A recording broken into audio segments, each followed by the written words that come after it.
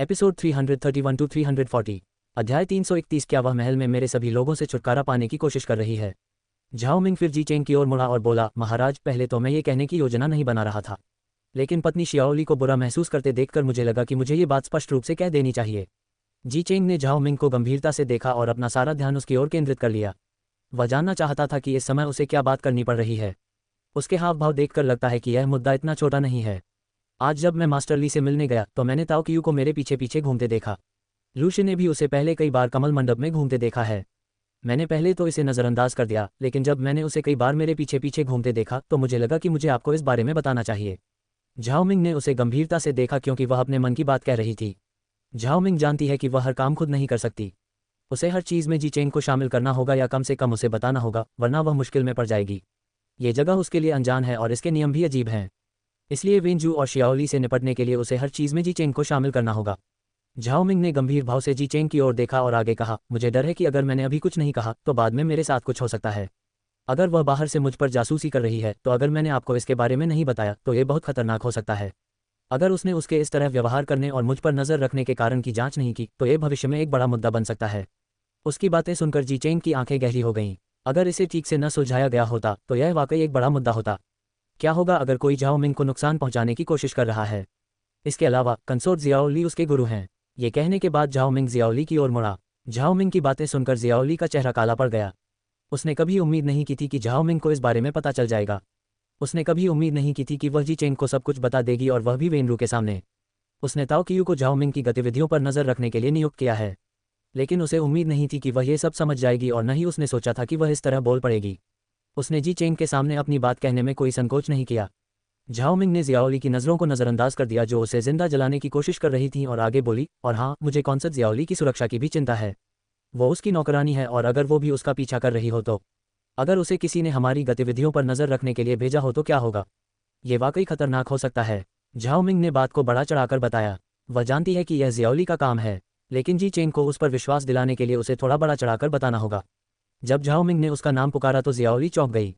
उसका चेहरा पीला पड़ गया और उसके होंठ कांपने लगे। झाओ मिंग ने जानबूझकर जी चेंग को याद दिलाया कि ताओ कियू उसकी नौकरानी थी। झाओ मिंग ने पहले ही हाओ मेई को महल से बाहर निकाल दिया था और अब वह ताओ कियू को निशाना बना रही थी। क्या वह महल में मेरे सभी लोगों से छुटकारा पाना चाहती है? जियोली के चेहरे पर उलझन के भाव थे जब उसने जी चेंग के हाव भाव तिरछी नज़रों से देखे और महसूस किया कि उसके आसपास की हवा ठंडी होती जा रही है। आसपास का माहौल और भी गहरा और उदास हो गया। वह उसके कड़े जबड़े और कसकर बंद मुट्ठियां देख सकती थी। उसका मजबूत व्यवहार देखकर जियाओली घबरा गई। उसकी ठंडी और डरावनी आभा देखकर उसके हाथ कांपने लगे। बहन, तुम क्या कह रही हो? क्यों? ताओ कियू तुम्हारे पीछे क्यों आए? वो तो मेरी एक नौकरानी है। वो तुम्हारे पीछे क्यों घूम रही है? तुम जरूर गलतफहमी में रही होगी। जियाओली ने यह कहते हुए हंसने की कोशिश की कि जरूर उसकी गलती होगी। इसके अलावा हमने दोपहर में हाओ मेई को सजा दी है। मुझे यकीन है कि कोई भी तुम्हारा अनादर करने की हिम्मत नहीं कर सकता। वह वहाँ सिर्फ काम करने के लिए ही आई होगी। हमें इस बारे में ज़्यादा बात नहीं करनी चाहिए। जियोली ने झाओ मिंग को इस घटना को भूलकर आगे बढ़ने के लिए मनाने की कोशिश की। अगर ताओ कियू पकड़ी गई तो उसके लिए भी मुश्किल हो जाएगी। ताओ कियू ही उसे झाओ मिंग के बारे में जानकारी देती थी। ताओ कियू उसके कई राज जानता है। अगर ताओ कियू पकड़ी गई तो जियाओली के लिए खुद को बचाना मुश्किल हो जाएगा। ताओ कियू ही थी जिसने जियाओली को झाओ मिंग और उसके अंगरक्षक आहलेंग के बीच साजिश रचने में मदद की थी। अगर वह पकड़ी गई और उसने मुंह खोल दिया तो जियाओली की सारी योजनाएं धरी की धरी रह जाएंगी। वह सभी को याद दिलाना चाहती थी कि झाओ मिंग गलत था और यह विषय यहीं समाप्त हो जाएगा। वह मेज के नीचे अपनी ड्रेस से पसीने से तर हाथ पहुंच रही थी। इस वक्त वह बहुत घबराई हुई थी, खासकर जब उसने जी चेंग की नज़रें अपने ऊपर महसूस की।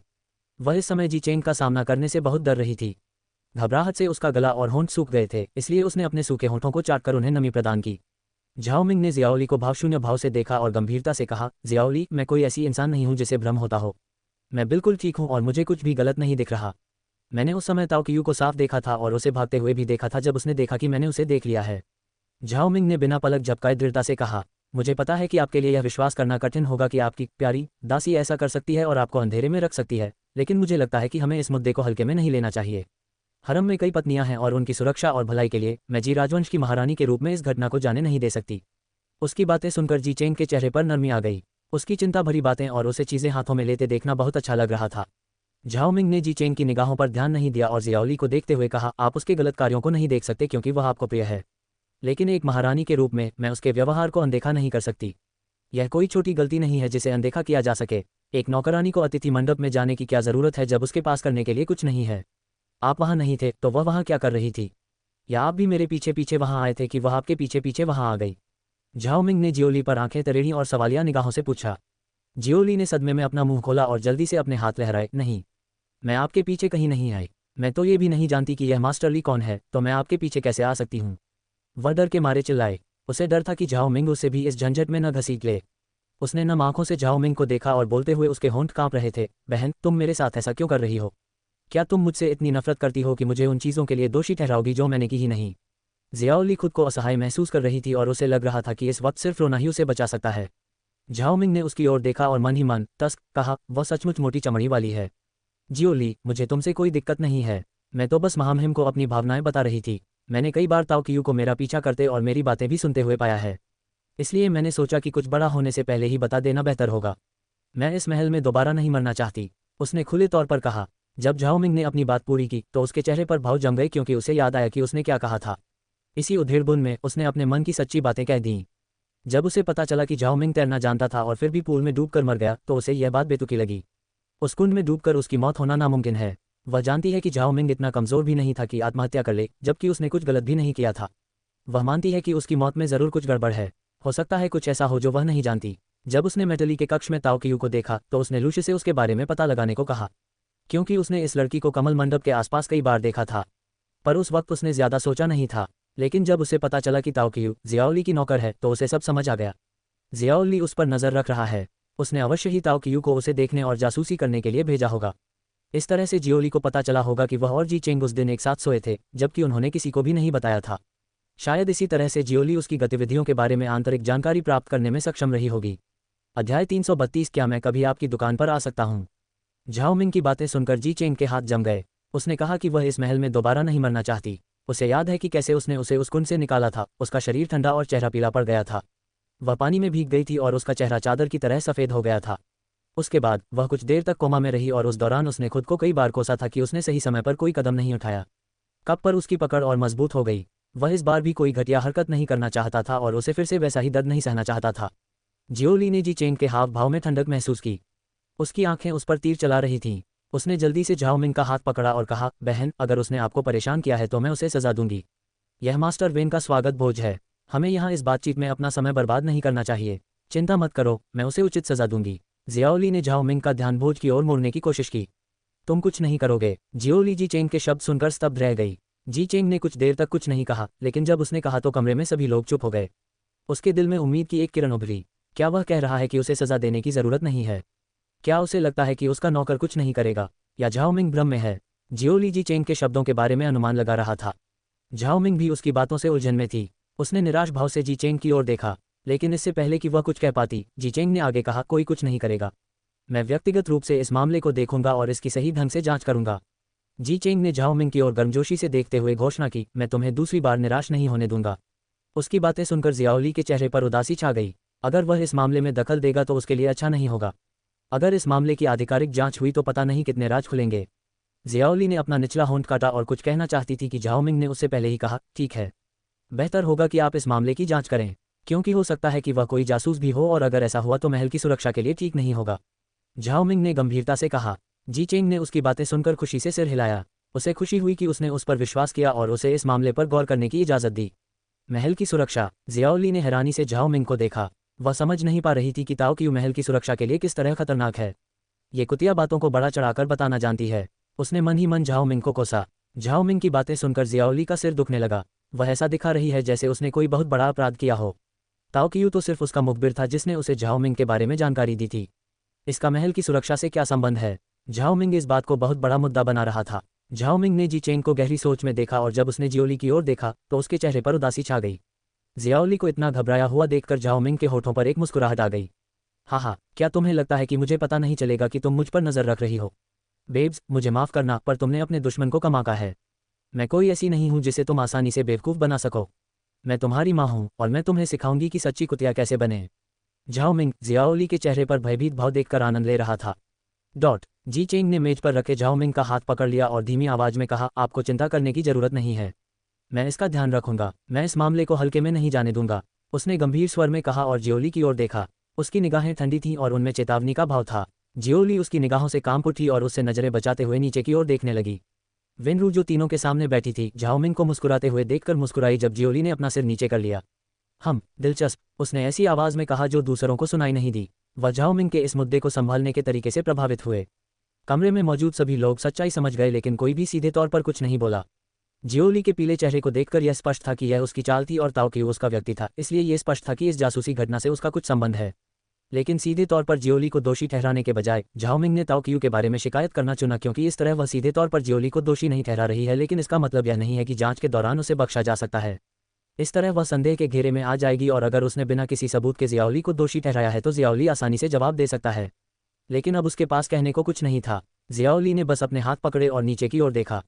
वह जी चेंग की ओर देखने से बहुत डर रही थी, क्योंकि वह केवल उसकी गहरी आंखें ही देख पा रही थी जो उस पर खंजर चला रही थी।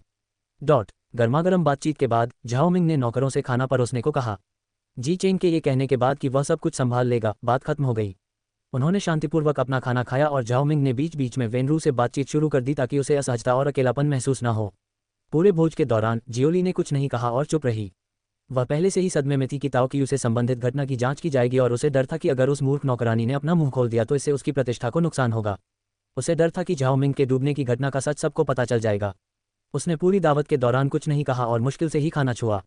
झाओमिंग खुश थी कि जियाओली ने कुछ नहीं कहा और उसे अब और परेशान नहीं किया। वह निश्चिंत थी और दावत के दौरान उसने वेनरू से कई बातें की, जबकि जी चेंग झाओमिंग को वेनरू से खुशी खुशी बातें करते देख नाराज था। वेनरू की आंखों में देखकर उसे परेशानी हो रही थी। भोज के बाद नौकर ने सभी के लिए मिठाई और कुछ फल परोसे।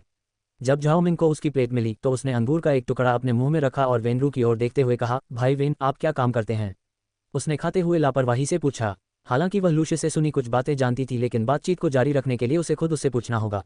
वेनरू ने अपनी बाहें उठाईं और उसके हाव भाव देखे। उसने कभी उससे उसके काम या किसी और विषय पर बात नहीं की थी, लेकिन अब वह उसके काम में दिलचस्पी दिखा रही थी। आमतौर पर कोई भी महिला उससे उसके काम के बारे में नहीं पूछती, लेकिन वह ऐसा करने वाली पहली महिला थी।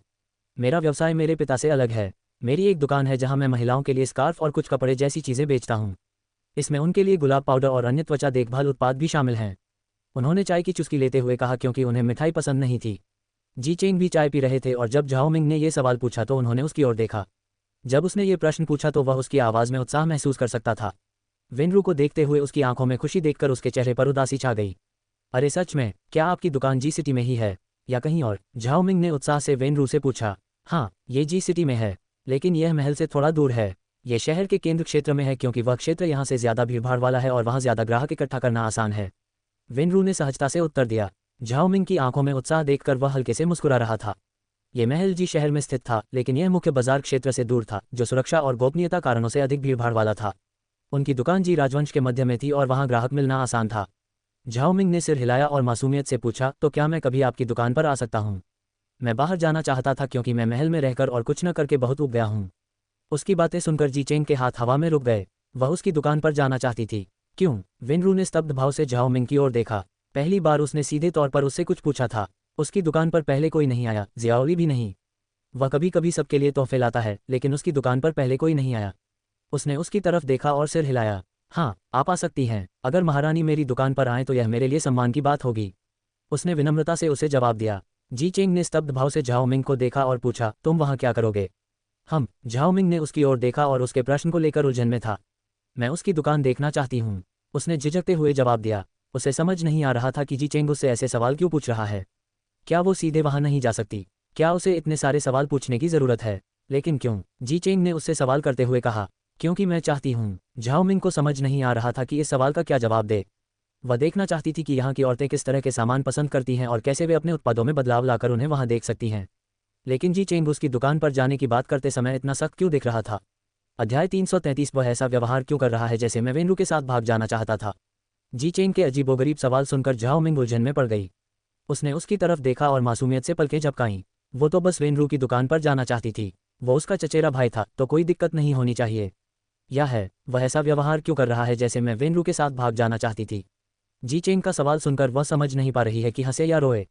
वह उसकी दुकान पर जाना चाहती थी, क्योंकि अगर वह उस दुकान पर जाती तो वह इस दुनिया में काम करने के तरीके को समझ सकती थी और उसे दुकान पर भी अपने उत्पाद बेचने के लिए राजी कर सकती थी। वह भी महल से बाहर निकलना चाहती थी। यहाँ आने के बाद से वह कभी इस महल से बाहर नहीं निकली। उसे अभी भी नहीं पता कि महल के बाहर की दुनिया कैसी दिखती है। वह बाहर जाकर उस इलाके और स्थानीय बाजार को देखना चाहती है। वह देखना चाहती है कि यहाँ किस तरह की चीज़ें मिलती हैं। अगर वह वापस जाने से पहले इस जगह को न देख ले तो अफसोस होगा। जी चेंग ने उसकी प्रतिक्रिया सुनकर उसकी ओर देखा। उसने कभी नहीं सोचा था कि वह उसे इतना सीधा जवाब देगी। वह जानना चाहता है कि वह दुकान पर क्यों जाना चाहती है और उसने कहा क्योंकि वह जाना चाहती है। वह कुछ और प्रयास कर सकती थी और उसे बता सकती थी कि वह क्यों जाना चाहती है, लेकिन उसके आधे अधूरे जवाब ने उसके चेहरे पर उदासी भर दी। उसने भौहें सिकुड़ते हुए उसकी तरफ देखा, लेकिन उसे मासूमियत से देखते हुए उसकी प्यारी अदाओं को देखकर उसका दिल पिघल गया। दूसरी ओर वेनरू ने आश्चर्य से झाओ मिंग की ओर देखा जब उसने उसे यह कहते सुना, क्योंकि मैं चाहती हूँ।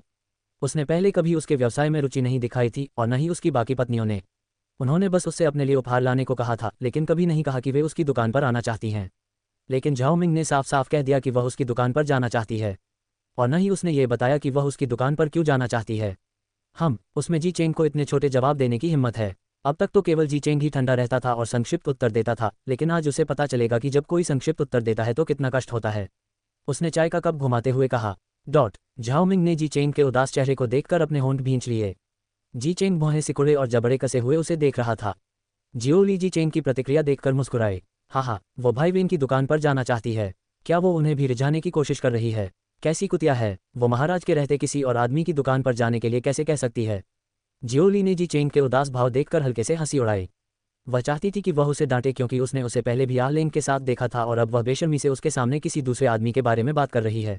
जियोली एक शानदार शो की उम्मीद कर रहा था। झाओ मिंग ने जी चेंग की तरफ देखा और अपनी भौहें ऊपर उठाईं। उसने गहरी सांस ली और कहा, मैं महल छोड़ना चाहती हूँ। दिन भर महल में फंसे रहकर मैं बहुत बोर हो गई हूँ। मैं बाहर जाकर नई चीज़ें देखना चाहती हूँ। उसने धीमी आवाज़ में कहा। मैं भी भाई वेन की दुकान देखना चाहती थी। अगर मैं बाहर जाऊं तो क्या तुम्हें कोई आपत्ति होगी? उसने जी चेंग की तरफ देखा और आंखें झपकाईं। झाओ मिंग को अपनी पिल्ला जैसी आंखों से देखते देख जी चेंग की सांस अटक गई। उसने अपनी प्यारी सी अदाओं से उसे अपनी मांग मनवाने के लिए उकसाया। उसके गुलाबी होठों को इस तरह से फूला हुआ देखकर वह खुद को रोक नहीं सका और अपने होठों को चाटने लगा क्योंकि उन्हें सूखा महसूस हो रहा था। झाओ मिंग जानता है कि वह उसे आसानी से बाहर नहीं जाने देगा। महल के नियम बहुत सख्त हैं। उसे कुछ भी करने के लिए अनुमति लेनी पड़ती है। जी चेंग ने हल्की खांसी की और धीमी आवाज में कहा, ठीक है, तुम जा सकती हो, लेकिन। झाओ मिंग ने उसे असमंजस में देखा जब उसने उसे यह कहते सुना, लेकिन मैं तुम्हारे साथ चलूंगा। तुम हाल ही में कोमा से जागे हो और तुम्हारा वहां अकेले जाना सुरक्षित नहीं है। वेनरू ने मुंह खोले जी चेंग को घूरा। क्या वह उसकी बात मान गया? उसने उससे कुछ नहीं कहा और कुछ और नहीं पूछा और बस सहमत हो गया। जी चेंग तो उसके साथ उसकी दुकान पर भी जाना चाहता है। हालांकि वह उसका भाई था, फिर भी वह कभी उसकी दुकान पर नहीं गया। यह उनके लिए सम्मान की बात है कि जी चेंग खुद उनकी दुकान पर आ रहे हैं। इससे बाजार में उनकी दुकान की कीमत बढ़ जाएगी। हालांकि यह ठीक काम कर रहा है और कई ग्राहक संपन्न परिवारों की महिलाएं हैं और कई मध्यम वर्गीय परिवारों से भी हैं। लेकिन बाजार में उनके जैसे उत्पादों के साथ कई दुकानें खुल गई हैं, लेकिन अगर जी चेंग उनकी दुकान पर जाते हैं तो यह उनके लिए एक बड़ी उपलब्धि होगी। अल्पविराम। झाओ मिंग जी चेंग की बातें सुनकर दंग रह गई। वह मेरे साथ आना चाहता था। इसका मतलब यह है कि यह हमारा पहली बार होगा जब हम ठीक से बाहर जाएंगे। झाओ मिंग शर्मा गई जब उसे एहसास हुआ कि यह पहली बार होगा कि वे एक साथ बाहर जाएंगे। हालांकि उसने नदी किनारे नाश्ते का इंतजाम किया था, फिर भी वे महल से बाहर नहीं गए। उसने महल के बाहर की दुनिया नहीं देखी। इससे पहले कि वह कुछ कह पाती, उसने बगल से जियाओली की आवाज़ सुनी, मैं भी अपनी बहन के साथ भाई वेनरू की दुकान पर जाऊंगी। मैं भी बाहर जाना चाहती हूँ। जियाओली ने भी बात में शामिल होते हुए सुना कि जी चेंग भी बाहर जा रहा है। पहले तो उसे कोई दिलचस्पी नहीं थी, लेकिन जब उसने सुना कि जी चेंग भी जा रहा है तो वह यह मौका नहीं छोड़ेगी और उन्हें अकेले जाने देगी। अगर वे अकेले जाते तो यह उसके लिए अच्छा नहीं होता। इससे उन्हें साथ रहने का ज़्यादा समय मिल जाता। जियाओली की बातें सुनकर झाओ मिंग के माथे पर बल पड़ गए। वह जी चेंग के साथ अकेले जाने को तैयार थी, लेकिन इस जियाओली को उनके बीच दखल देना पड़ा। उसकी समस्या क्या है? पत्नी जियाओली, मुझे ये कहते हुए खेद है, लेकिन कम से कम आपको महल में ही रहना होगा, क्योंकि महारानी डोवगर यहाँ नहीं है और अगर मैं और महामहिम एक साथ चले गए तो महल में कोई भी ऐसा नहीं होगा जो निर्णय ले सके। झाओ मिंग ने गंभीरता से कहा और जियाओली की ओर मुड़ी। कोई तो होना चाहिए जो हमारी अनुपस्थिति में महल का प्रबंधन कर सके, और केवल तुम ही ऐसा कर सकती हो। अगर हम सब एक साथ चले गए तो महल में सब कुछ नियंत्रण में रखने वाला कोई नहीं होगा। झाओ मिंग ने चिंतित होकर खुद को समझाया। अगर तुम इतना बाहर जाना चाहती हो तो चलो ऐसा करते हैं। तुम महामहिम के साथ जा सकती हो और मैं महल देखने के लिए पीछे रह जाऊंगा। महल में कोई तो होना चाहिए जो सब कुछ संभाल ले। झाओ मिंग ने चेहरे पर उदास मुस्कान के साथ कहा। झाओ मिंग की बातें सुनकर जी चेंग के माथे पर बल पड़ गए। आपको ऐसा करने की ज़रूरत नहीं है। कंसोर्ट जियाओली यहीं रहेंगी। अगर वो चाहें तो हम उनके लिए उपहार ला सकते हैं, या अगर वो बाहर जाना चाहती हैं तो बाद में जा सकती हैं। जी चेंग ने साफ कहा। जी चेंग और झाओ मिंग की बातें सुनकर जियाओली के माथे पर बल पड़ गए। उसने दांत पीस लिए क्योंकि वह जानती थी कि झाओ मिंग ने ये शब्द जानबूझकर कहे थे। वह बिल्कुल भी रुकने की योजना नहीं बना रही थी, लेकिन उसने कहा कि एक दिखावा करो ताकि जी चेंग कुछ कहे। यदि कुछ समय तक महल में कोई नहीं रहेगा तो यह कोई बड़ा मुद्दा नहीं होगा जैसा कि वह दिखा रही थी। जी चेंग की बातें सुनकर झाओ मिंग मुस्कुराया और जियोली की ओर देखा। उसने उसे असहाय दृष्टि से देखा और कहा, पत्नी जियाओली, क्या यह आपके लिए ठीक रहेगा? झाओमिंग ने उसे ऐसे देखा जैसे वह असहाय हो और उसके लिए बुरा महसूस कर रहा हो। जियाओली ने झाओमिंग की अभिव्यक्ति देखकर अपनी मुठ्ठियां कस लीं। हाँ ठीक है, मैं किसी और समय जा सकती हूँ। जियाओली ने चेहरे पर बनावटी मुस्कान लाते हुए जवाब दिया। मुझे अफसोस है कि तुम्हें अपनी योजना इस तरह रद्द करनी पड़ रही है। मैं तुम्हारे लिए कुछ उपहार लाऊंगा। झाओमिंग ने जियाओली की तरफ मुस्कुराते हुए कृतज्ञता से देखा। वेनरू ने झाओमिंग को बगल से देखा और उसकी सराहना की कि वह जियोली को कैसे संभाल रही थी। वह बिना कुछ अशिष्टता से कहे उसे वहां रोकने में सफल रही। लगता है कि कोमा से जागने के बाद हमारी महारानी में कुछ हिम्मत आ गई है। वह झाओमिंग को घूरते हुए मुस्कुराया, जो खुशी से अपनी मिठाई खा रही थी। ये देखकर हैरानी होती है कि वह कितनी बदल गई है। उसके खाने पीने की आदतें भी काफ़ी बदल गई हैं। वह जल्दी जल्दी खाना खा रही थी और उसकी सुंदर हरकतें कहीं नजर नहीं आ रही थीं। उनमें पहले जैसी शान और शालीनता अब पूरी तरह से गायब हो गई है। अध्याय 334। मुझे तुम्हारी बहुत याद आई। जीमिंग और बाकी सभी लोग लंच के लिए रेस्टोरेंट गए। युआन लेई को छोड़कर बाकी सभी वहां मौजूद थे। मिस्टर हान को विदा करने के बाद जूलैन भी कुछ देर बाद वहां पहुंच गई। जीमिंग ने जूलैन को देखकर मुस्कुराया और पूछा, क्या मिस्टर हान चले गए? जूलैन ने जीमिंग का सवाल सुनकर उसकी ओर मुड़कर कहा, हाँ। वह अपनी कार में बैठने तक तुम्हारी तारीफ कर रहा था। आज तुमने अच्छा किया, अब उसे तुमसे बहुत उम्मीदें हैं। जूलैन ने तारीफ में जीमिंग के कंधे थपथपाए। उसकी बातें सुनकर जीमिंग बेबसी से मुस्कुराए। अब वह दबाव महसूस कर रही थी क्योंकि सब उसे उम्मीदें लगाए बैठे थे। उसने बस वही किया जो उसे लगा। उसे अभी भी यह समझने में समय लगेगा कि अभिनय की दुनिया कैसे काम करती है। जूलैन ने जीमिंग के तनावपूर्ण भाव देखे और हल्के से हंसी। चिंता मत करो, सब ठीक हो जाएगा। तुम्हें बस वैसा ही करना है जैसा तुमने आज किया। दूसरों की बातों पर ध्यान मत दो और अपने दिल की बात मानो। ठीक है। जूलैन जीमिंग की भावनाओं को समझ सकती है। यह उसका पहली बार कैमरे के सामने अभिनय करने का अनुभव है और उसे इसका कोई अनुभव नहीं है। लेकिन कोई अनुभव न होने के बावजूद भी उन्होंने असाधारण रूप से अच्छा अभिनय किया। जीमिंग ने जूलैन की बातें सुनकर मुस्कुराकर सिर हिलाया। दोपहर के भोजन के लिए उनके लिए रेस्टोरेंट में बुफे की व्यवस्था की गई थी। रेस्टोरेंट उन्होंने बुक किया था और सदस्यों के लिए बुफे की व्यवस्था की गई थी। जीमिंग अभिनय से असहज और थकी हुई महसूस कर रही थी, इसलिए उसने ज्यादा खाना नहीं खाया। उसने अपनी प्लेट में सलाद और थोड़ा फ्रूट कस्टर्ड रखा। हानलिंग जो अपना सीएड हनी लॉबस्टर भी खा रही थी और उसका स्वादिष्ट स्वाद चखने के लिए अपनी उंगलियां चाट रही थी, वह जीमिंग को इतना कम खाते हुए देखकर आश्चर्यचकित हो गई। जीमिंग, तुम इतना कम क्यों खा रही हो? क्या तुम्हारी तबीयत ठीक नहीं है? वह उसके बारे में चिंतित थी क्योंकि स्क्रिप्ट पढ़ने के बाद से वह कमजोर और पीली दिख रही थी। जीमिंग ने उसकी ओर देखा और मुस्कुराई, कुछ नहीं, मुझे कुछ भी खाने की इच्छा नहीं है, इसलिए मैं ये खा रही हूँ। इसके अलावा ये फ्रूट कस्टर्ड बहुत स्वादिष्ट है। हानलिंग ने कुछ नहीं कहा और बड़े चाव से अपना लॉबस्टर खाया। वह कुछ महीनों से डाइट पर थी और कल ही उसने नूडल्स खाए थे जो उसके लिए स्वर्ग जैसा था। वह इस झींगा मछली को ऐसे ही नहीं छोड़ेगी, वह अंत तक इसका स्वाद लेगी। जियान यान उसी मेज पर बैठा था और उसे ये देखकर चिंता हुई कि वह इतना कम खा रही है। जीमिंग अपने विचारों में खोई हुई थी। वह लीवेई के संदेश का इंतजार कर रही थी क्योंकि उसने उसे यह नहीं बताया था कि उसने उसे क्यों रुकने और दूसरों के साथ सिटी न जाने के लिए कहा था। उसने अपना फ़ोन देखा और अचानक एक मैसेज का नोटिफिकेशन आया। उसने फ़ोन खोला और उसका मैसेज पढ़ा। ज़्यादा मत सोचो, बस अपने सलाद पर ध्यान दो। जीमिंग ने जब उसका संदेश पढ़ा तो वह उलझन में पड़ गई। उसने मुड़कर देखा कि क्या वह यहाँ है, लेकिन वह कहीं नजर नहीं आया। उसने जल्दी से एक संदेश टाइप किया और उसे भेज दिया। तुम्हें कैसे पता चला कि मैं सलाद खा रहा हूँ? तुम यहाँ हो, क्या तुम एस सिटी वापस नहीं गए? वह जानना चाहती थी कि उसने एक ही बार में सारे सवाल क्यों पूछे। वह इंतजार करती रही। जब उसे कोई जवाब नहीं मिला तो उसने दांत पीस लिए। जियान यान उसके सामने बैठा था और उसने देखा कि वह अपने फ़ोन में खोई हुई है। उसे समझ आ गया कि लंच के दौरान भी उसे कौन व्यस्त रख रहा है। दोपहर के भोजन के बाद जीमिंग सभी को विदा करने के लिए बस तक उनके साथ गया। उसने शूलैन को पहले ही बता दिया है कि वह यहीं रुककर थोड़ा आराम करना चाहती है। यह उसके लिए छुट्टी जैसा होगा क्योंकि शूटिंग शुरू होने के बाद उसे आराम करने का समय नहीं मिलेगा। जूलैन ने कोई आपत्ति नहीं जताई और बस उसे अपना ध्यान रखने को कहा। आराम करना अच्छा है और एक हफ्ते पहले उसका एक्सीडेंट हुआ था, इसलिए वह उसे लेकर थोड़ी चिंतित थी, लेकिन जीमिंग ने कहा कि वह ठीक हो जाएगी। जब बस में चढ़ने का समय हुआ तो हानलिंग ने जीमिंग को गले लगाया और कहा, मुझे तुम्हारी याद आएगी, तुम्हें हमारे साथ आना चाहिए था, हम यात्रा के दौरान खेल खेलते। जीमिंग ने हंसते हुए कहा, ऐसा मत करो, हम शूटिंग पर मिलेंगे तो तुम इतना ज्यादा क्यों प्रतिक्रिया दे रहे हो?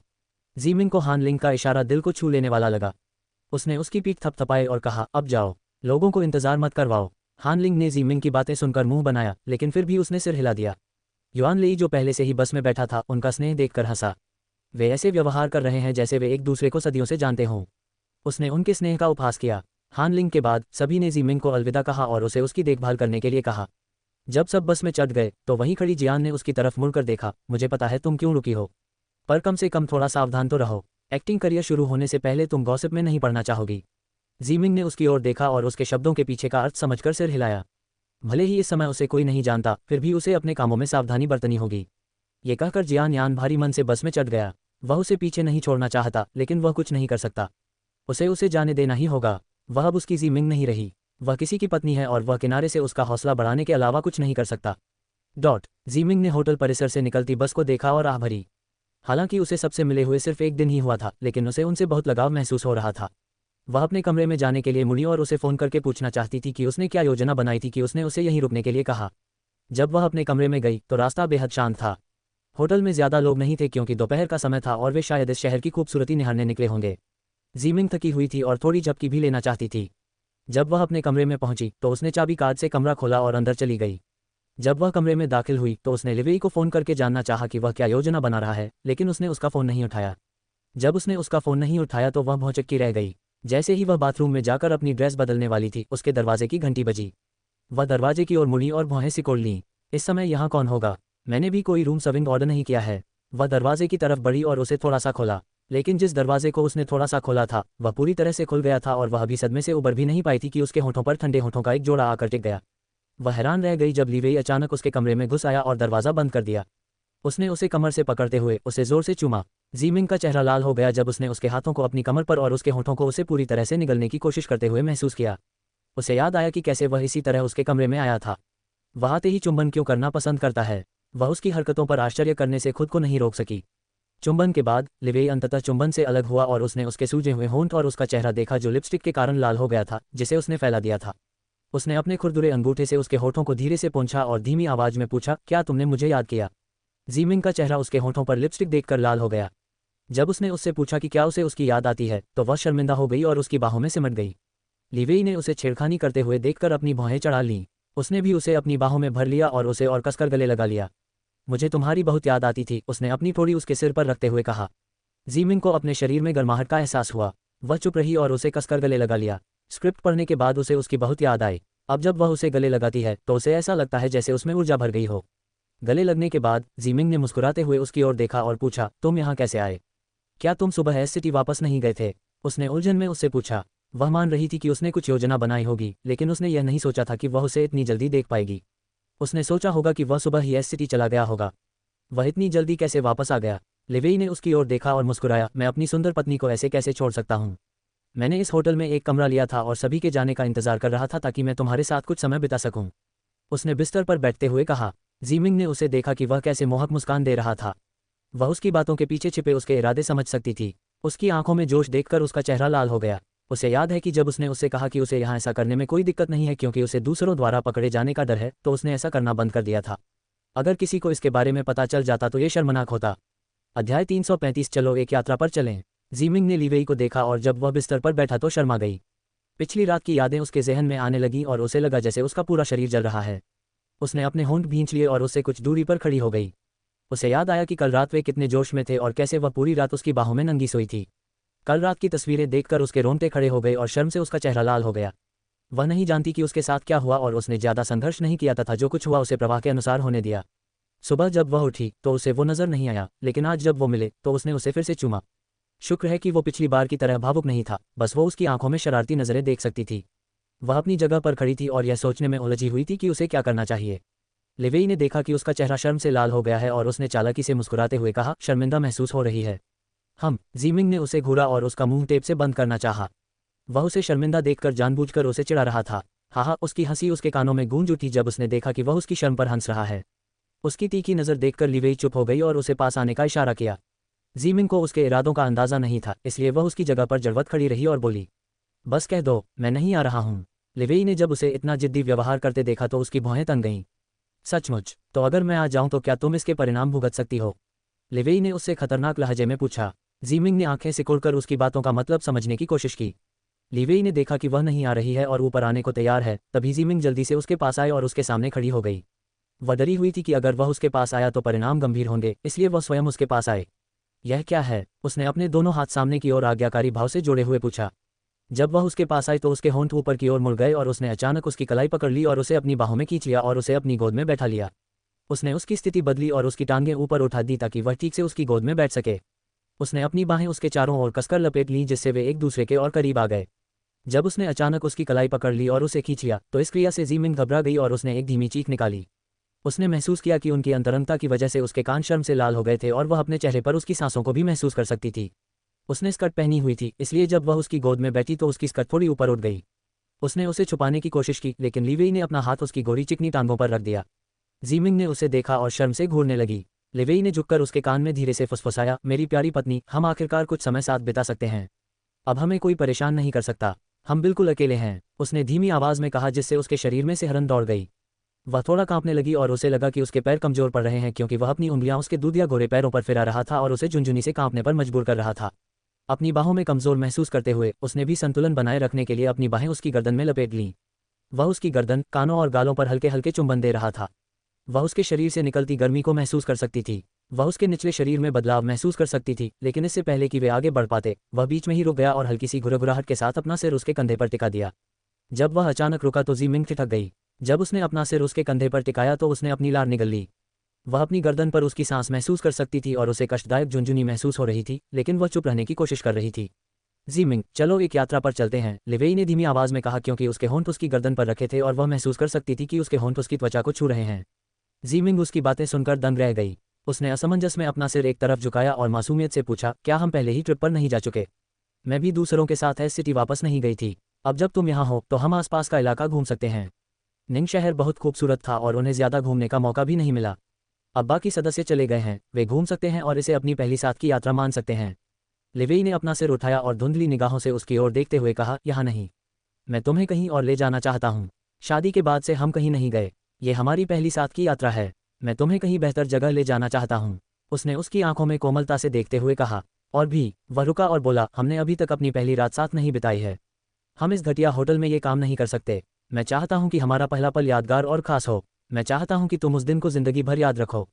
उसने भारी आवाज में कहा और दोनों हाथों से उसका चेहरा थाम लिया। जीमिंग ने उसके शब्द सुनते ही अपने होंठ भींच लिए। काम। उसकी गहरी आंखें उसे कोमलता से देख रही थीं, जिससे वह अपना होश खो बैठी।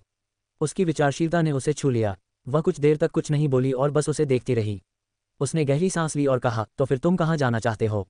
उसने होठों पर मुस्कान के साथ उसकी ओर देखते हुए कहा। लिवेई मुस्कुराया और बोला, आपको इसकी चिंता करने की जरूरत नहीं है। मैंने सब कुछ तैयार कर लिया है। हमारी उड़ान 2 घंटे में है। हमें बाली के लिए उड़ान पकड़ने के लिए आधे घंटे में निकलना है। मुझे यकीन है कि आपको वह जगह पसंद आएगी। जीमिंग ने चौंक कर उसकी तरफ देखा। उसकी बातें सुनकर उसकी आंखें चौड़ी हो गईं। वह उससे पूछ नहीं रहा था, पर सब कुछ पहले से ही तैयार कर रखा था। उसे लगा कि यह आदमी साथ में यात्रा पर जाने के लिए बहुत उत्साहित है।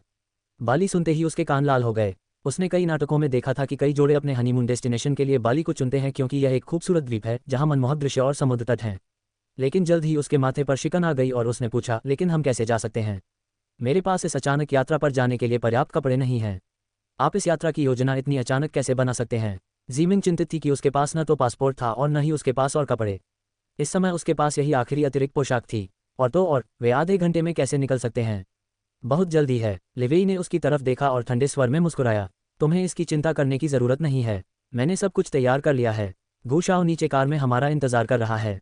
वह तुम्हारा पासपोर्ट ले आया है और तुम्हारा पुराना सामान भी अपने साथ ले जाएगा। और हम वहां पहुंचकर आसानी से नए कपड़े खरीद सकते हैं। बहुत आसान है, उसने बिना पलक झपकाए कहा। अंडरस्को। उसने गुशाओ को सिर्फ उसका पासपोर्ट लाने और उसका पुराना सामान वापस लेने के लिए इतनी दूर आने पर मजबूर किया। उसने ये सब किया, वह उससे घर से उसके कपड़े भी लाने को कह सकता था।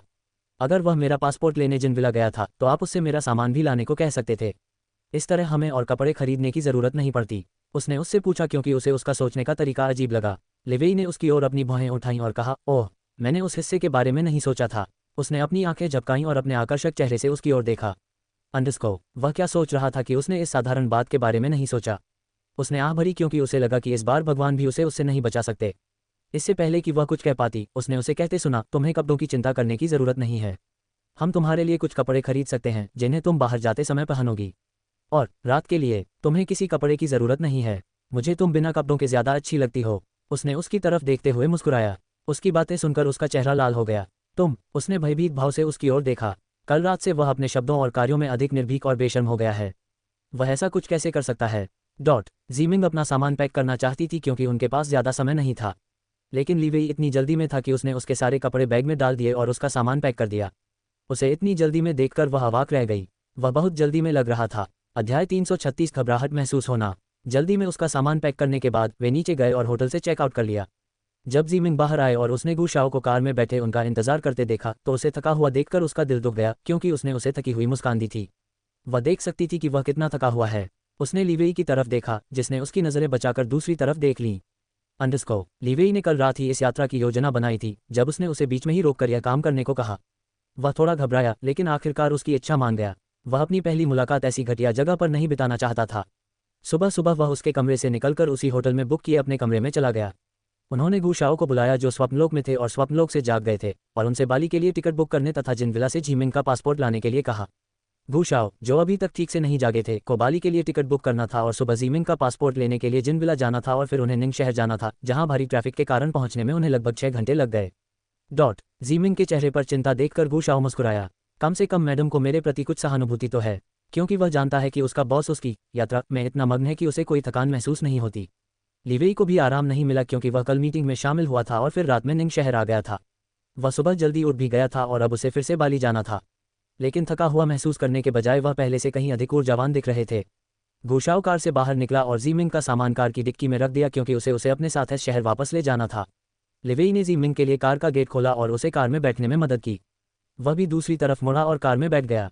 जब गू शाओ कार में बैठा तो लीवेई ने अपनी घड़ी देखी और कहा, चलो चलें, हमारे पास ज़्यादा समय नहीं है। लीवेई ने उसे जल्दी से कार स्टार्ट करने के लिए कहा। लीवेई को इतना अधीर देखकर गू शाओ ने अपने होंठ भींच लिए। तो फिर तुमने इस यात्रा की योजना इतनी अचानक क्यों बनाई?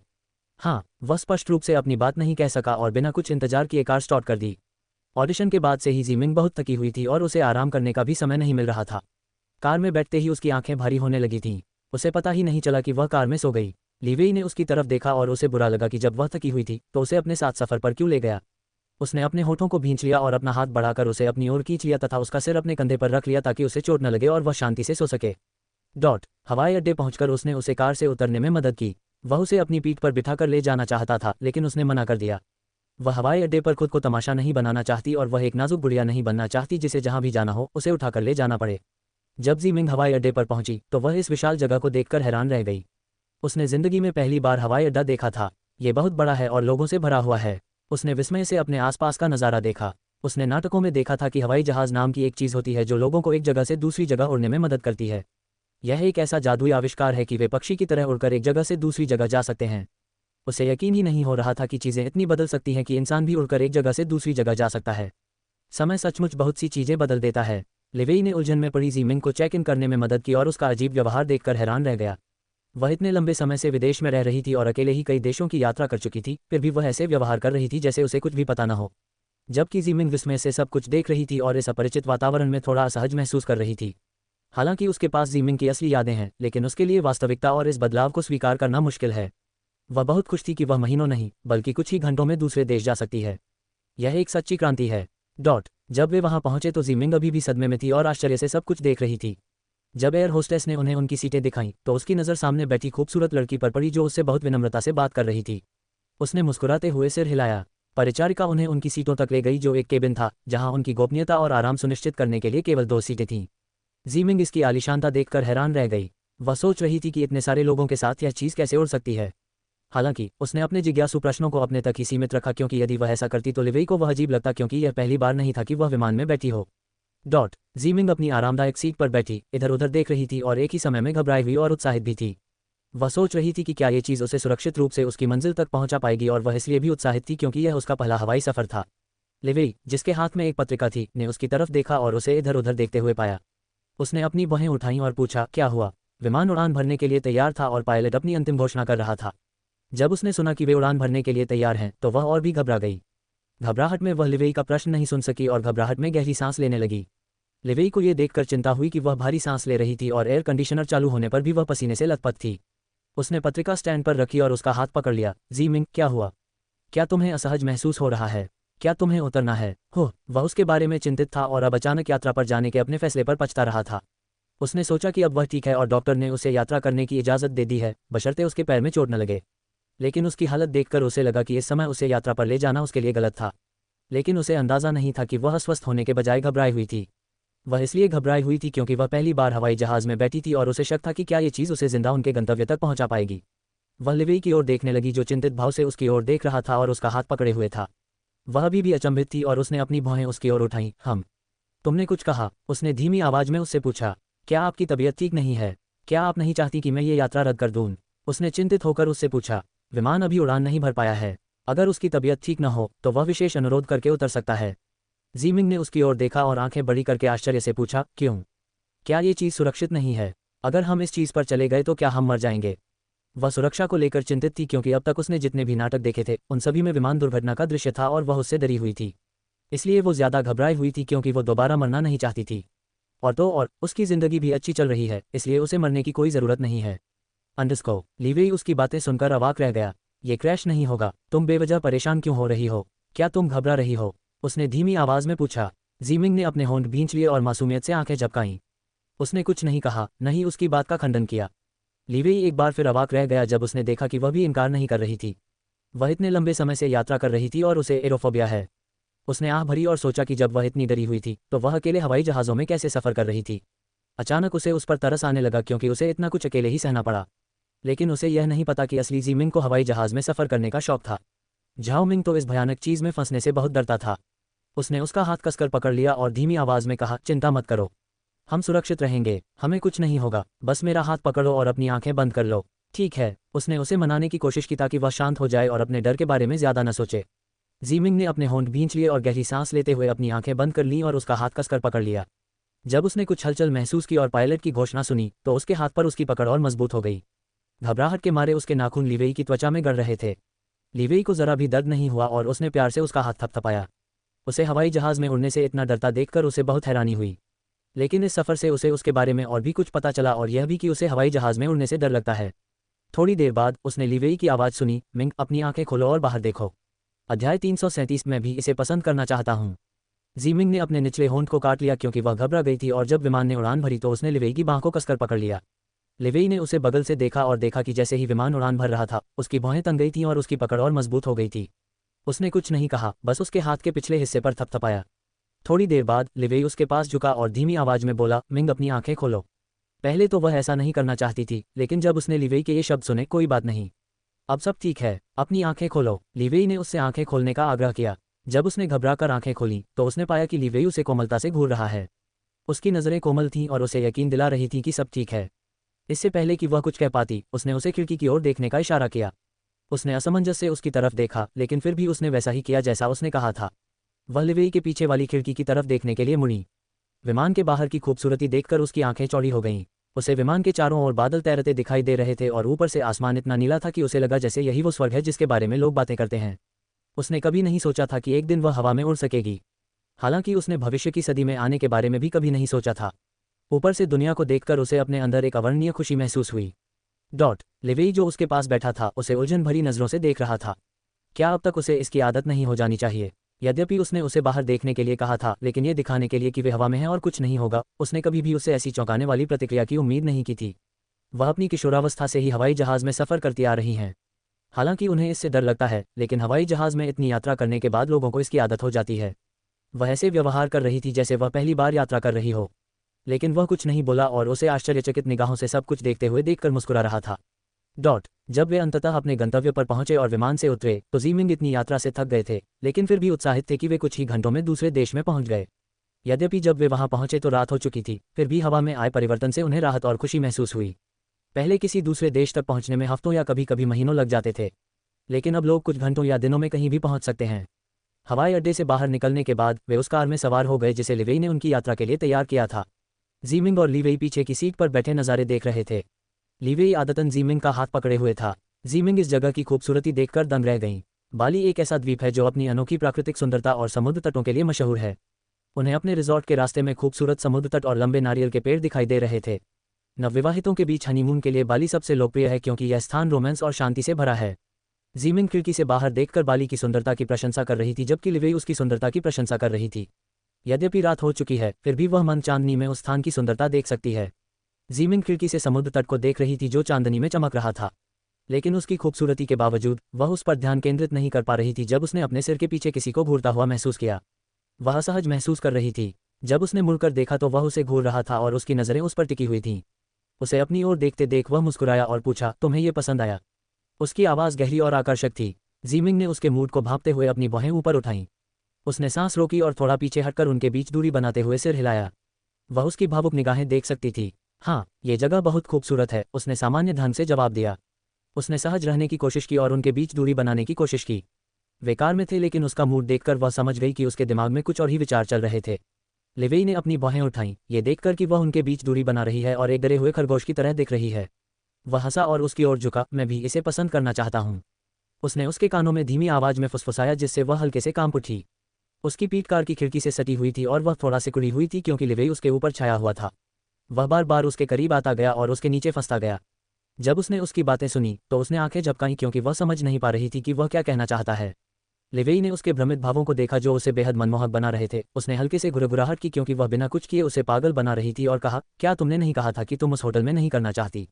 इसलिए मैं तुम्हें हमारे साथ बिताए समय को विशेष और यादगार बनाने के लिए यहाँ लाया हूँ, उसने कहा और अपनी नाक को उसकी नाक से हल्के से छुआ। अंडरस्को। जीमिंग का चेहरा उसके शब्द सुनकर लाल हो गया। उसने कभी उम्मीद नहीं की थी कि वह ये शब्द जोर से कहेगा। वह कार में ऐसे शब्द कैसे कह सकता है? कार में एक और व्यक्ति भी है। बेशर्म, उसने बुदबुदाते हुए उसके सीने पर हाथ रखा और उसे दूर धकेल दिया।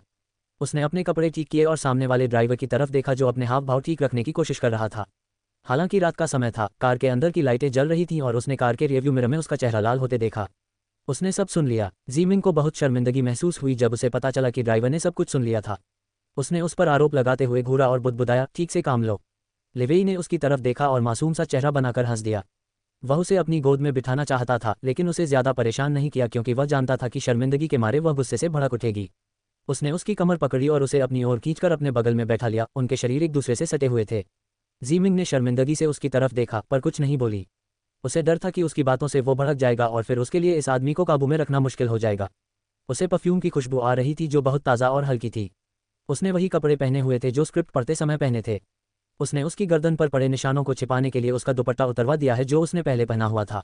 उसने उसकी गर्दन पर पड़ी हल्की लालिमा को देखा और धूर्तता से मुस्कुराया। उसके शरीर पर अपने द्वारा बनाए गए निशान देखकर उसे खुशी हुई। उसे यह जानकर खुशी हुई कि आखिरकार उनका रिश्ता अगले मुकाम पर पहुंच गया है। उसने पहले कभी सपने में भी नहीं सोचा था कि एक दिन वह असभ्य और घमंडी जीमिंग के साथ अंतरंग होने के लिए इतना उत्साहित होगा, जिसने कभी भी उसके प्रति सम्मान नहीं दिखाया और हमेशा वही किया जो वह चाहती थी। कोमा से बाहर आने के बाद उसके स्वभाव में अचानक आए बदलाव ने उसे एहसास दिलाया कि शायद वह उसके बारे में पहले कुछ नहीं जानता था। अब वह पहले जैसी नहीं रही, बस उसका चेहरा वही था लेकिन उसका व्यक्तित्व जादुई रूप से बदल गया था। वह उसके परिवार के साथ अच्छी तरह से घुल मिल गई थी और उसकी शान शौकत और दूसरों के प्रति दयालु व्यवहार ने उसे बहुत आकर्षित किया। हम कहाँ जा रहे हैं? जीमिंग ने उस शांतिपूर्ण क्षण को बाधित करते हुए उससे एक प्रश्न पूछा जिसका वे बाहर के दृश्यों को एक साथ देखते हुए आनंद ले रहे थे। लिवेई ने अपनी भौहें उठाईं और कहा, क्या मैंने तुम्हें पहले ही नहीं बताया था कि हम रिजॉर्ट जा रहे हैं? हम फ्रेश होंगे, खाना खाएंगे और आराम करेंगे। कल सुबह नाश्ता करने के बाद हम जगह देखने निकलेंगे। उसने उसके चेहरे से बालों का गुच्छा हटाकर उसके कान के पीछे रखते हुए कहा। जीमिंग ने अपनी आंखें झपकाईं और उसकी आंखों में देखने के लिए मुड़ी। हमारे कपड़ों का क्या होगा? हम अपने साथ कोई सामान नहीं लाए थे और अब इतनी देर हो चुकी है तो हम इस समय कपड़े कैसे खरीद सकते हैं? उसने प्रश्नवाचक दृष्टि से उसकी ओर देखा। वह अपने साथ कुछ भी नहीं लाई क्योंकि उसने कहा था कि उन्हें ज़रूरत नहीं पड़ेगी और वे वहां पहुंचने के बाद कपड़े खरीद सकते हैं। लेकिन अब तो लगभग 12 बज चुके हैं और वे इस समय कपड़े कैसे खरीद सकते हैं? वे शाम को निंग शहर से निकले और विमान उस समय उतरा जब सूरज डूब चुका था और वे चांद की चमकती रोशनी देख सकते थे। अध्याय 338। क्या मैंने कल रात आपका नाप सही से नहीं मापा? जीमिंग को गुस्सा आने लगा क्योंकि वह थकी हुई थी और नहाना चाहती थी लेकिन उसके पास बदलने के लिए कपड़े नहीं थे। उसने वही स्कर्ट और सफ़ेद ब्लाउज पहना हुआ था जिसमें वह सफ़र करती थी और रात में सोने में उसे काफ़ी असुविधा हो रही थी। लिवेई ने उसकी तरफ देखा और मुस्कुराया। उसने अपना सिर नीचे किया और उसके कानों में धीमी आवाज़ में कहा, हम कल सुबह कपड़े खरीद सकते हैं। इतनी जल्दी क्या है? उसने भारी आवाज़ में कहा। जीमिंग ने उसकी बातें सुनकर भौहें सिकोड़ लीं। इतनी जल्दी क्या है? क्या वह चाहता है कि मैं रात को नंगी सोऊं? तो फिर हम रात को क्या पहनेंगे? मुझे नहाना है, मैं ऐसे नहीं सो सकती। उसने उसे घूरते हुए पूछा। लिवेई उसे गुस्से में फूटता देख धूर्तता से मुस्कुराया और मासूमियत से बोला, मैं तुम्हें नहाने से नहीं रोक रहा हूँ। असल में अगर तुम चाहो तो हम साथ में नहा सकते हैं। और कपड़ों की बात, तुम उन्हें बिल्कुल नहीं पहन सकती। मुझे इससे कोई दिक्कत नहीं है। मुझे तुम्हारा स्वाभाविक पक्ष किसी भी चीज़ से ज़्यादा पसंद है। उसने मुस्कुराते हुए उसे सिर से पैर तक देखा। जीमिंग का मुंह खुला का खुला रह गया और उसकी आंखें आश्चर्य से चौड़ी हो गईं। उसने कभी नहीं सोचा था कि उसके मुंह से ऐसे शब्द सुनने को मिलेंगे। हालांकि उसने पहले भी ऐसे शब्द कहे थे लेकिन इस बार ज़्यादा स्पष्ट और बेबाक था।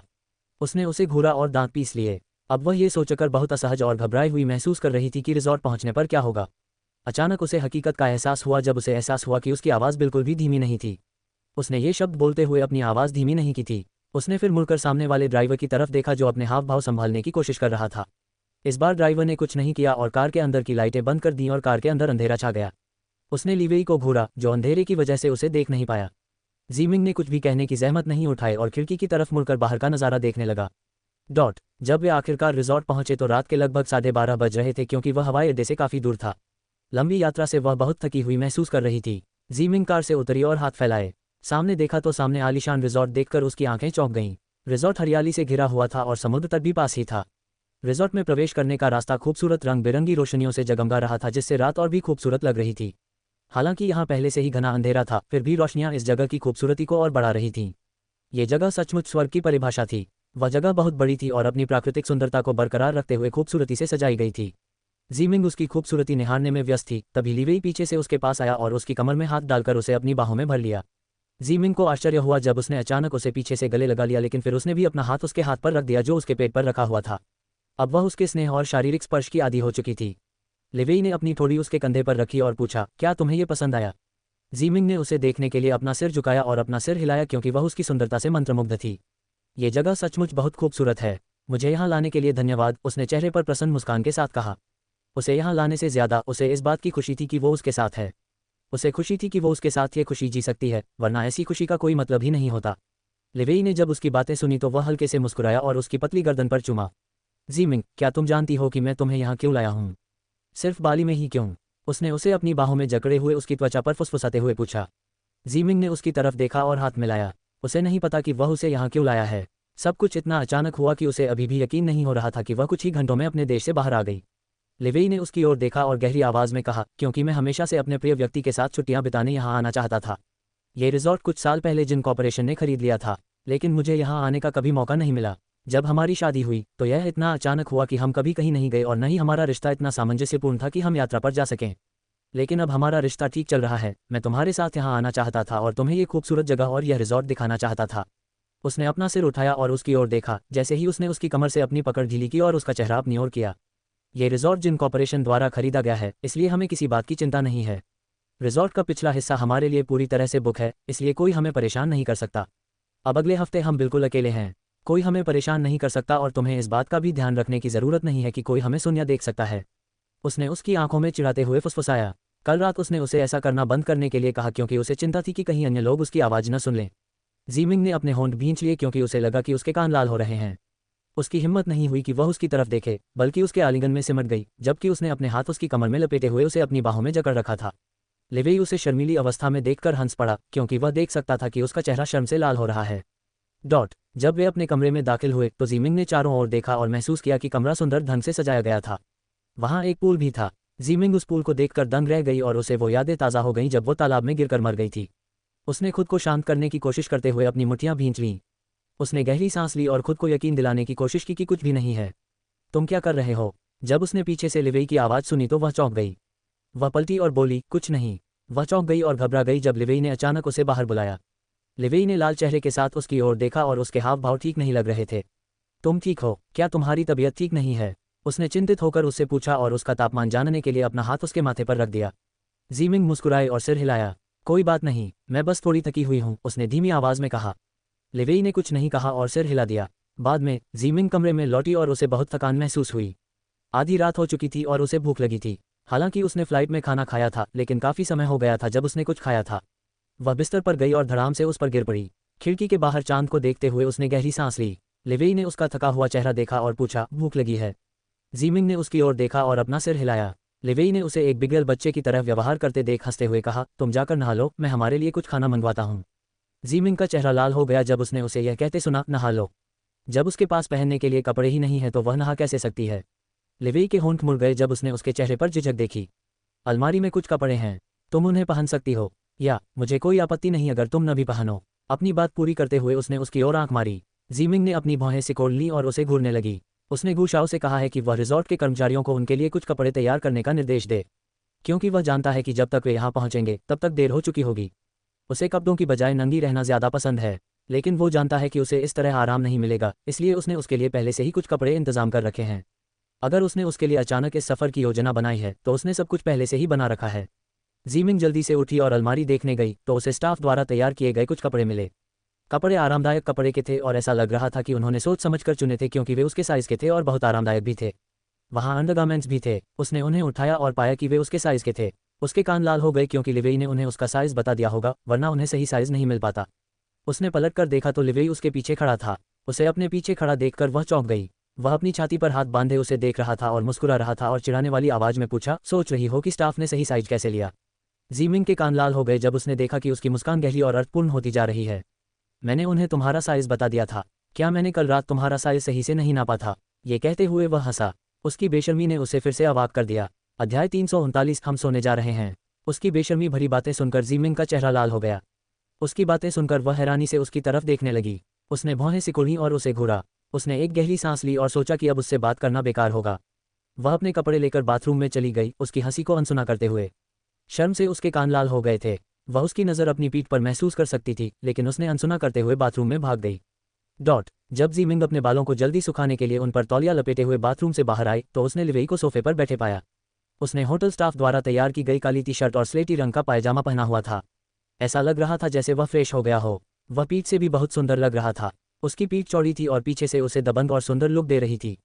सोफे पर बैठा लिवेई बाथरूम का दरवाज़ा खुलने की आवाज़ सुनकर पलट कर देखा तो वो उसकी पीठ को गौर से देख रही थी। उसकी आंखें चौड़ी हो गईं जब उसने उसे रेशमी नाइट गाउन में देखा जो उसे उत्तेजक और मोहक रूप दे रहा था। उसके बाल तौलिए से लिपटे हुए थे और वह एकदम तरोताज़ा लग रही थी क्योंकि उसने अभी अभी नहाया था। उसके चेहरे पर कोई मेकअप नहीं था, फिर भी वो बेहद खूबसूरत और आकर्षक लग रही थी। गाउन 2 परतों वाला था और उसने उसके साथ रोब भी पहना हुआ था। कल रात जब उसने अपनी सफ़ेद ड्रेस पहनी थी तो वो बिल्कुल अलग लग रही थी। इस वक्त इस रेशमी नाइट गाउन में वो बिल्कुल मोहक लग रही थी। उसने महसूस किया कि उसका गला सूख गया है और उसने अपने होठों को गीला करने के लिए उन्हें थपथपाया। वहाँ खड़ी जीमिंग ने देखा कि वह उसे घूर रहा है और उसका चेहरा लाल हो रहा है। उसने नज़रें हटाने की कोशिश की और मेज़ पर रखा खाना देखा। मेज़ पर रखे तरह तरह के व्यंजन देखकर उसकी आंखें चमक उठीं। वह मेज़ की तरफ बढ़ी और लिवेई के सामने सोफे पर बैठ गई।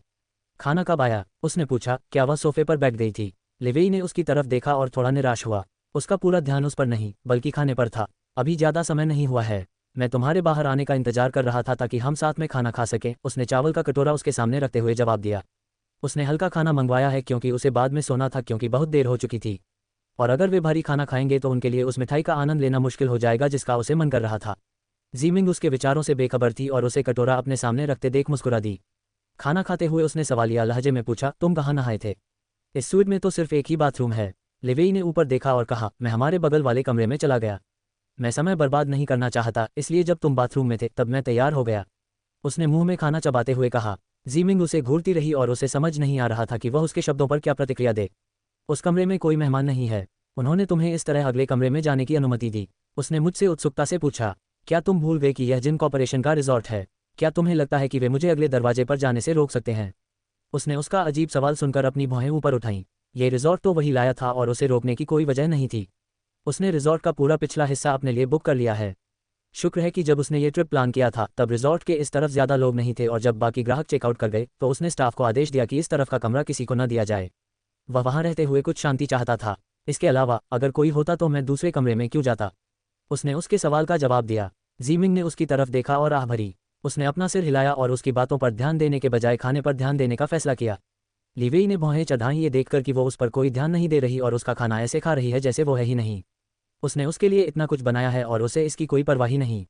अल्पविराम। डिनर खत्म होने के बाद जीमिंग हाथ धोने बाथरूम में चली गई क्योंकि उन्होंने अभी तक नाइट क्रीम नहीं लगाई थी। उनके हैंडबैग में मेकअप और क्रीम रखी हुई थी और होटल ने हेयर ड्रायर पहले ही दे दिया था। स्नान के बाद वह इसके बारे में भूल गई क्योंकि उसे भूख लगी थी, लेकिन उसने महसूस किया कि उसकी त्वचा बहुत शुष्क है और वह कुछ लोशन और फेस क्रीम लगाना चाहती थी। उसे अपने बाल भी सुखाने की ज़रूरत है क्योंकि कुछ देर तक तौलिया लपेटने के बाद भी वे पूरी तरह से नहीं सूखे हैं। हाथ धोने के बाद वह तौलिया हटाकर वापस आए और अपनी वैनिटी टेबल के सामने बैठ गई। जैसे ही उसने अपने बाल सुखाने के लिए ड्रायर उठाया, लिवेई पीछे से आया और ड्रायर अपने हाथों में ले लिया। जीमिंग ने उसकी ओर देखा और उलझन में पूछा, तुम क्या कर रहे हो? लिवेई ने उसके चेहरे को देखा जो ताजगी से चमक रहा था और उसके शैम्पू की गंध उसके दिमाग को धुंधला कर रही थी। उसने सांस छोड़ते हुए कहा, आपके बाल सुखा रहा हूँ। उसने बस इतना कहा और उसके बाल सुखाने शुरू कर दिए। जीमिंग को कुछ कहने का मौका ही नहीं मिला और वह उसे अपने बाल सुखाते हुए देखती रही। वह मजबूरन सीधी बैठी रही और कुछ नहीं किया। जब उसने आईने में देखा और उसे अपने बाल सुखाते देखा तो उसका दिल पिघल गया। प्यार और लाड़ प्यार का यह एहसास उसे खुशी से जीने की हिम्मत देता है और जिंदगी में होने वाली बुरी चीज़ों की चिंता नहीं करने देता। उसे आगे बढ़ना होगा क्योंकि अब उसके पास एक ऐसा आदमी है जो उसे अपना सारा प्यार दे रहा है। उसे इतनी लगन और देखभाल से अपने बाल सुखाते देखकर उसके होंठ अनजाने में ही मुस्कुरा उठे। वह ऐसा व्यवहार क्यों कर रहा था जैसे वह उसके बाल नहीं सुखा रहा हो, बल्कि वह कोई कठिन काम कर रहा हो जिस पर उसे पूरा ध्यान देने की आवश्यकता है। लिवेई ने उसे आईने में से देखा और उसे घूरते हुए पाया। उसके होंठ एक शरारती मुस्कान में मुड़ गए और उसने चिढ़ाते हुए कहा, कोई मुझे घूर रहा है ना? चिंता मत करो, मैं पूरी तरह से तुम्हारी हूँ। तुम मुझे जी भर के देख सकती हो, और सिर्फ देखने में ही नहीं, अगर तुम मुझे छू भी लो तो मुझे कोई आपत्ति नहीं है।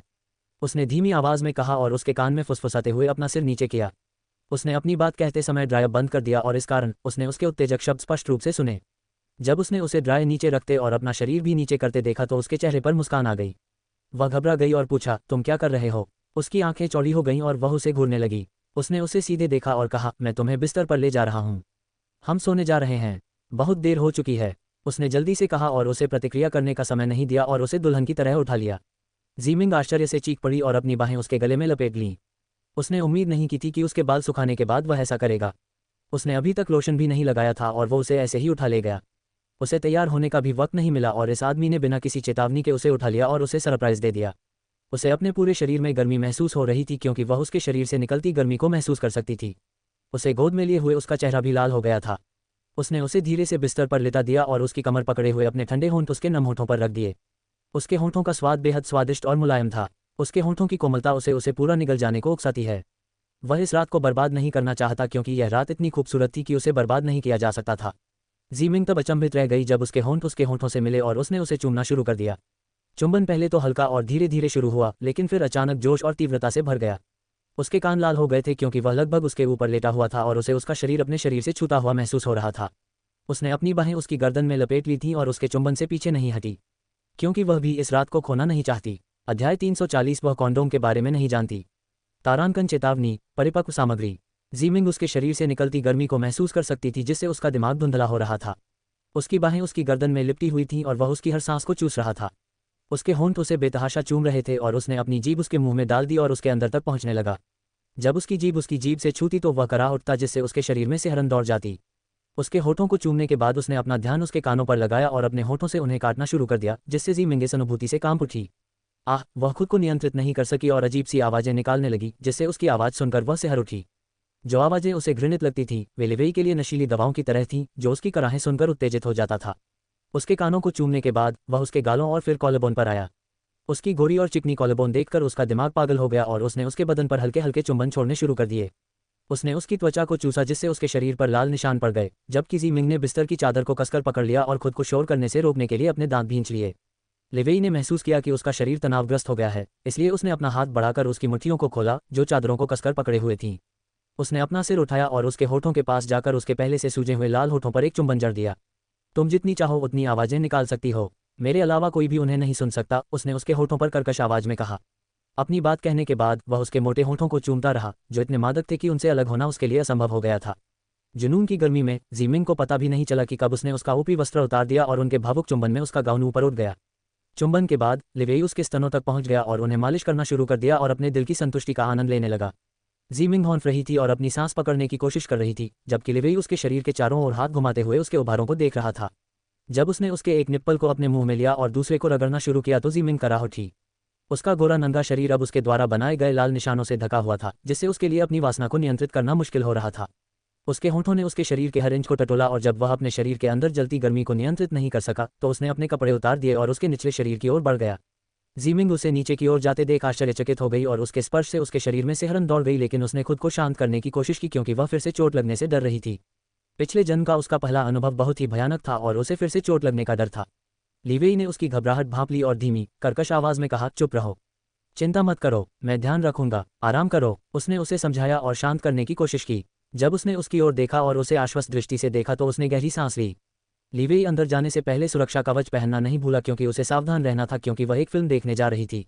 वह अपनी हरकतों में लापरवाही नहीं बरत सकता था और उसे उसके परिणाम भुगतने के लिए मजबूर नहीं कर सकता था।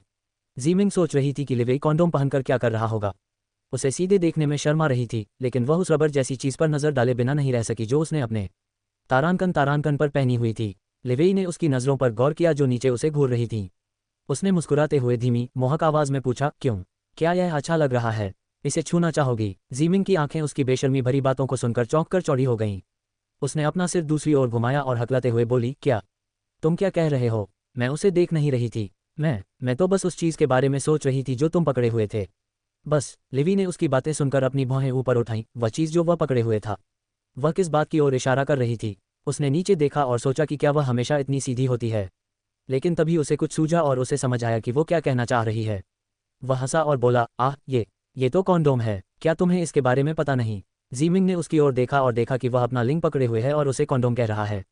वह समझ गई कि वह उस चीज़ के बारे में बात कर रहा था जो उस पर ढकी हुई थी। जीमिंग ने सिर हिलाया क्योंकि वह इस चीज़ के बारे में उत्सुक थी। उसके भ्रमित भाव देखकर लीवेई एक पल के लिए हक्की बक्की रह गई। अगर उसने इसे पहले नहीं देखा है तो कोई बात नहीं, लेकिन क्या उसे इसके बारे में पता नहीं होना चाहिए? तुमने इसे अपने ऊपर क्यों पहना है? उसने अपनी बात पूरी नहीं की और असमंजस से उसे घूरने लगी। लीवेई उसकी बातें सुनकर अवाक रह गया। इस तरह का सवाल इस समय समझाने के लिए बहुत अजीब था। उसके लगातार सवालों से उत्साह और जोश शांत होने लगा था। उसने गहरी सांस ली और मन ही मन सोचा, क्या वह बहुत मासूम है या बहुत अज्ञानी है? उसे यकीन ही नहीं हो रहा था कि वह उससे कॉन्डोम के बारे में पूछ रही है। ये तो बुनियादी जानकारी है जो उसे होनी चाहिए। यह कोई पुराना ज़माना भी नहीं है और उसे इसके बारे में कुछ न कुछ तो जानकारी होनी ही चाहिए। उन्होंने आह भरते हुए धीमी आवाज़ में कहा, मैं इसे सुरक्षा के लिए पहन रहा हूँ।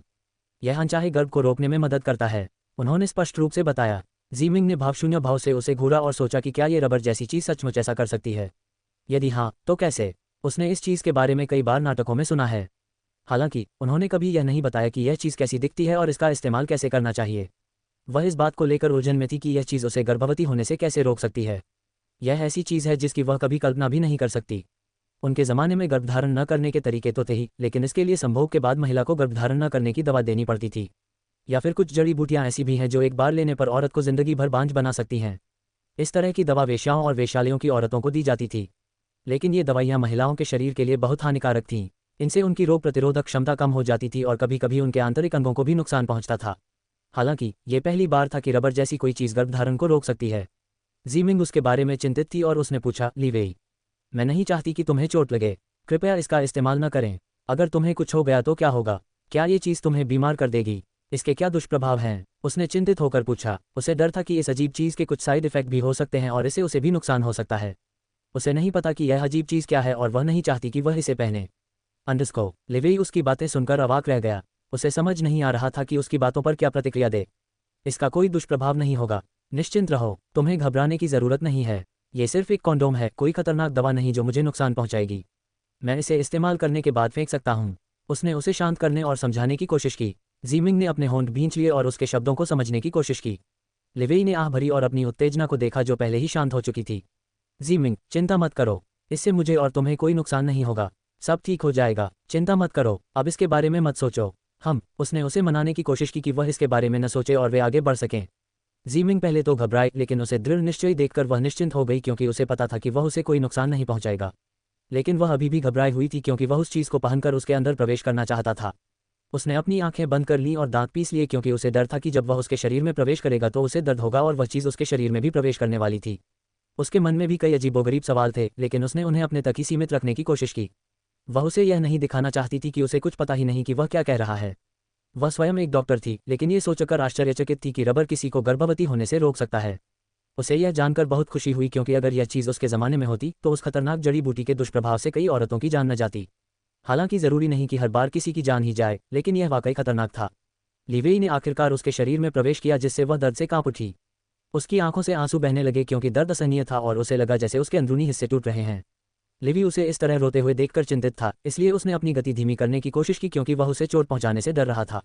आगे की कहानी सुनाने के लिए वी एम स्टोरी वर्ल्ड को सब्सक्राइब करो।